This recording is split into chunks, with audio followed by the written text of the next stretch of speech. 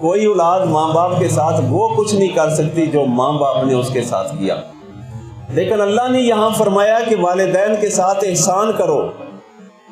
اما یبلغن عندک الکبر احدہما او کلاہما فلا تقل لہما اف ولا تنہر، فرمایا دونوں یا ایک بڑے ہو جائے، بوڑھے ہو جائے، تو ان کے سامنے سخت نہ بولنا۔ کس طرح بولنا؟ فرمایا ایسے الفاظ بولنا جس میں سے کہیں اف نظر نہ آئے۔ آگے یہ بھی فرمایا وَلَا تَنْهَرْهُمَا وَقُلْ قَوْلًا كَرِيمًا، اس طرح بولنا جیسے کریم ہوتی ہے۔ تبت کریم ہمارے وقت میں تھی، ابھی تو نئی کریمیں آ گئی ہیں۔ کریم کرتی کیا ہے؟ اگر ہاتھوں پہ لگائیں تو ہاتھوں کو نرم کر دیتی ہے۔ کیا کرتی ہے؟ جتنی بھی کریمیں ہیں وہ ہماری بیٹیاں چہرے پہ لگاتی ہیں، بڑے بڑے نوجوان بھی اپنے آپ کو خوبصورت بنانے کے لیے چہرے پہ لگاتے ہیں، ہاتھوں پہ لگاتے ہیں، چہرہ نرم ہو جائے اور خوبصورت ہو جائے۔ تو اللہ پاک نے لفظ بھی یہاں رکھا قول، یعنی جب کلام فرمانے لگو، کریمہ، جیسے کریم نرم ہے نا، اس طرح تمہاری زبان اور تمہارے الفاظ بھی نرم ہوں۔ یعنی آپ کی گفتگو میں اتنی نرمی ہو، اتنی نرمی ہو، اتنی نرمی ہو، جس طرح فرمایا نا لا ترفعوا اصواتکم، محبوب صلی اللہ علیہ وسلم کی بارگاہ میں جب جاؤ تو دل سے باتیں کیا کرو، زبان سے نہ بولا کرو۔ تمہارے آنسو گرتے جائیں، آنسو سے باتیں کیا کرو محبوب سے، کہیں تمہاری آواز اونچی نہ ہو جائے۔ ان تحبط اعمالکم وانتم لا تشعرون، تمہارے اعمال برباد ہو جائیں گے اگر تم نے آواز اونچی نکالی تو بولتے بولتے بے دھیانی سے بندے سے بات نکل ہی جاتی ہے۔ اسی طرح یہاں فرمایا کہ ایسے لفظ نہ بولنا جن کا کوئی معنی اف نکلتا ہو، اور ایسے بولنا جیسے کریم لگی ہے، کریمانہ گفتگو کرو، میٹھی گفتگو کرو، لیکن یہ آج کے دور میں نہیں ہے۔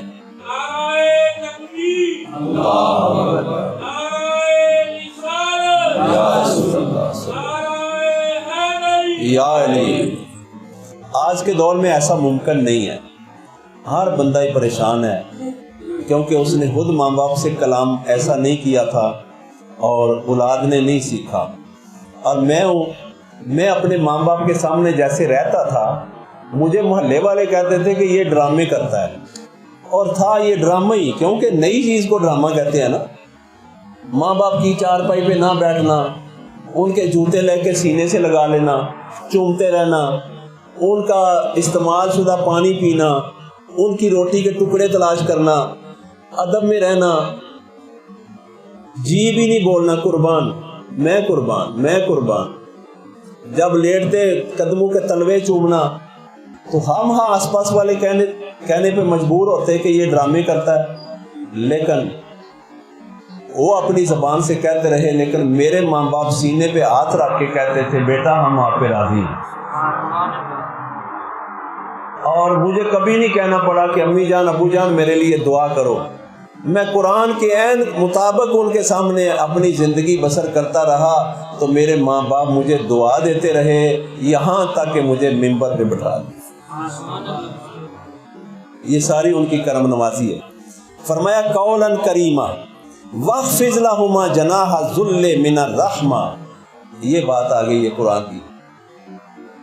جب تم اپنے ماں باپ کے سامنے تشریف فرما ہو اولاد کے لیے تو بازو بچھا کے بیٹھو، بازو بچھا کے بیٹھو۔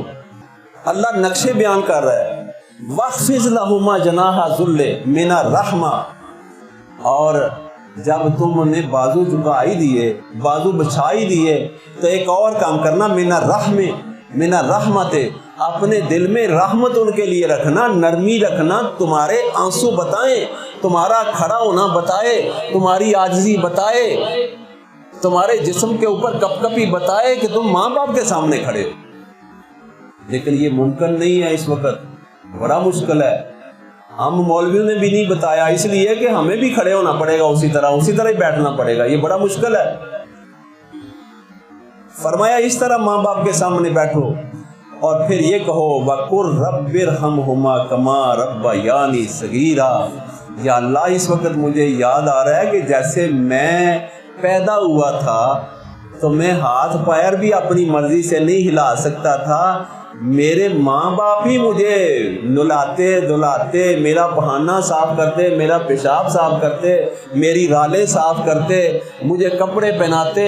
اے اللہ جب اس وقت میری انہوں نے مدد کی، میری خدمت کی، یا اللہ پاک جس طرح انہوں نے میرے ساتھ کیا پیدا ہونے کے بعد، اس طرح تو ان کے ساتھ کر، اے اللہ تو ان کے ساتھ کر۔ اچھا، ضرورت صرف اس بات کی ہے قولاً کریمہ اور بازو جھکانا، یہ معاشرے میں تھوڑا ہو گیا۔ یہ تھا پیران عظام کے آستانوں پہ، جب آقا صلی اللہ علیہ وسلم جلوہ فروز تھے تو صحابہ کرام عاجزی سے کھڑے ہوتے تھے۔ ماں باپ سے زیادہ حق تو آقا علیہ الصلوۃ والسلام کا ہے نا، ان کے سامنے عاجزی کرے۔ جہاں ماں باپ بھی قربان ہے تو وہاں صحابہ جیسے کھڑے ہوتے ہیں ان کو ہائی لائٹ ہی نہیں کیا گیا۔ صحابہ جھک کے کھڑے ہوتے تھے، شرک نہیں ہوتا تھا اس وقت، بدعت نہیں تھا، اور صحابہ سانس تک بھی آرام سے لیتے تھے اور نظریں آقا علیہ الصلوۃ والسلام کے چہرہ اقدس پہ رکھتے تھے۔ صحابہ فرماتے جب ہم بیمار ہو جاتے، دکھی ہو جاتے، تھک جاتے، بھوک ہوتی، پیاس ہوتی، کوئی سہارا نہ ہوتا تو ہم رستہ لیتے رسول اللہ صلی اللہ علیہ وسلم کے آستانے کا، وہاں پہنچتے، پہلی دفعہ پہلی نظر دیکھتے، پیٹ بھی بھر جاتا، دکھ بھی ختم ہو جاتے، صحت بھی بحال ہو جاتی، بیماریاں بھی ختم ہو جاتی۔